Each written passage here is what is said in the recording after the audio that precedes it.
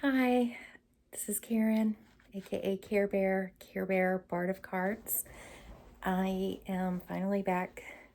Had to take a little bit of time. Last week, my cat Julie is missing. She slipped out, and we still haven't found her. So it was appropriate that Spirit, God, Divine Source led me to the card that we are going to focus on this week in the poem that I wrote. There are timestamps if you don't want to hear, my process of writing it and stuff. If you want to skip to the actual poem, you can do that too. But I encourage you to listen. I'm gonna keep it a little bit more brief this time. So our card today from Tourian's Tarot of the Abyss. Wonderful deck. And again, I'll put everything in the description, links and stuff.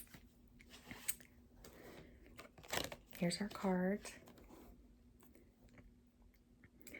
The Five of Cups. We have a person here sitting on a cliff ledge. It's all broken and just they're separated to themselves there. And you can see the three cups spilled in front of them. They are obviously very sad, very distressed, grieving, perhaps. And what I do like about this is there's a different perspective than from the original Rider-Waite version, where you have the person in the black cape, a little dramatic, a gray sky, and they are, they have the two cups behind them, and they are staring at the three that are spilled here. Honestly, I don't even know. They might not even be looking at it, but I like how the liquid is just pouring down the side here. But the big difference to me here is there are two cups on either side of the person, and Anna put in her guidebook that these two cups, if you look closely, there's two symbols. One, and forgive me if I butcher the pronunciation, the two full cups bear the runes of Degas, which is the symbol of hope, and the other rune is the symbol of Awaz, which is for rebirth and endurance. So those are our two remaining cups. There is still hope left. A little bit about, obviously the meaning when you get this, you're not in the best of places. And I really dislike when people are like, oh, crying over spilled milk, because to be sitting in this place doesn't always feel very good. It feels very real. And I think as a reader, especially, be gentle. Be gentle if you're reading this card with someone. What they are feeling is very real. And yes, there are other things in life to live for. And of course, we need to look and be hopeful. But also, we need to give ourselves grace and time to get through the sadness. It needs its time as well. As long as we pick up and we keep going, it's really all that matters at the end of the day. If we want to reverse this, turn it on its head, I read it as, coming out of that stage. You're still maybe off balance, but you're coming out. You are actually seeing the light at that. And also, I've read another one that maybe could be even a recovering alcoholic, recovering from depression and whatnot. But this is a pretty simple card to read and see and instantly know that what the meaning is. And the cups are our emotions. And the depth of the feeling with that is what that symbolizes. So my poem I wrote, growing up in the mountains, there were a few like big boulder type rocks. I'd go and sit and look out over what I call like the valley of the mountains. You could see all the trees in the distance. And sometimes it was really not smart, but there would be like heat lightning and stuff sometimes. And I'd just sit out there. And I was lucky I didn't get hit by lightning or something, but gently rain and just look out. I wasn't always sad, but I enjoyed it. I remember we went to Blowing Rock in North Carolina not too long ago, and I lost my father in 2017, and there was a lot of ups and downs in between that. I lost my mother-in-law to cancer almost exactly a year following the sudden passing of my father.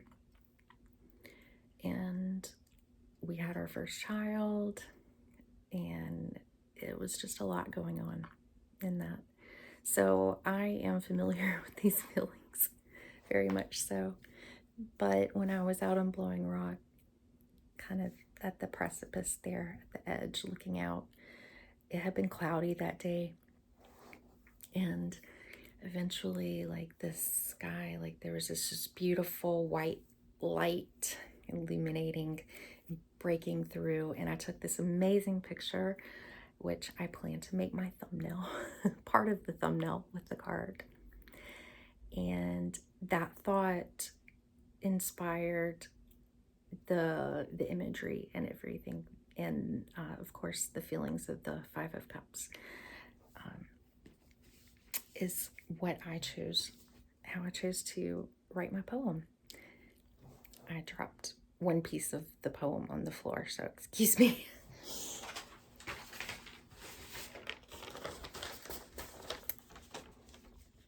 It's named This Too Shall Pass.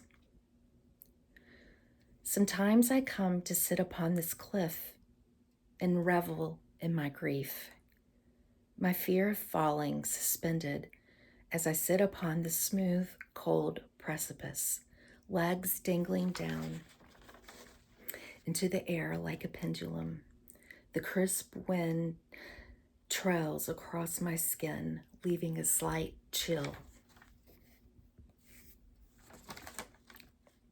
I do not care about the nightdress I wear or the curious onlookers who gawk and stare. Sometimes the tears flow, sometimes they are dry. The thought of eternal sleep teases with quiet relief. The once glowing light of my spirit crushed dim by the oppressive weight of melancholy, like the stormy clouds that drift overhead, this too shall pass. I whisper through parched lips, my weary lids close as I tilt my chin up, envisioning the sun streaming through the gray billows, parting the darkness and peeking its shining face through with one massive radiant ray. A graceful promise of mercy shimmers and tingles the depths that have been so numb. I dare not open my eyes if it really is there. My iris is adverse to the light through countless days spent cemented in bed, blackout drapes absorbing any trace of light. The days and nights run together. Time, a distorted reality, I cannot bother with keeping. Maybe one day I will be ready to emerge, but for now, I stay in the shelter of my shadow. Light will only unravel the dark, the darkness that shields like a blanket. The sky starts to rumble as the small crowd disperses to their cars. The rain rapidly falls. Then, as quickly as it started, the sky goes quiet. The clouds disintegrate into pastel blue. I feel the illumination of heat warming my eyelids, and the light forms swirling spots beneath my lids. I carefully open my eyes as the floating orbs distort my vision. The golden glow gradually dissolves my sadness. I watch the sheen of the rock evaporate, and the last traces of my tears mixed with the rain trickle down the ancient stone, soon to be dried into a residual echo of all the souls that came here before me. I slowly stand and survey the emerald forest valley. Hope washes over me with a gentle smile, while the wind whispers, "This too shall pass." And I finally believe it will.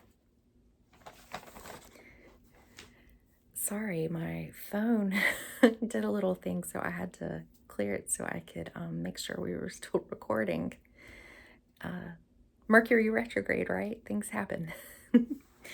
Technology, fun. Anyways, thank you so much for joining me today and listening. And also thank you for everyone who subscribed. I've reached 55 subscribers, I believe, which is amazing. Thank you so very much. I plan on posting something soon about doing a live in my community section. I think I might want to do like some readings or something during the day one day on creativity or something like that. But anyways, please, if you haven't already, like, subscribe, comment, do all those great YouTubey things that really help the algorithm here. And that's pretty much it. Thank you so much again, and I really appreciate your support. Take care. Until next time, round 3, poem 3. Thanks. Bye-bye.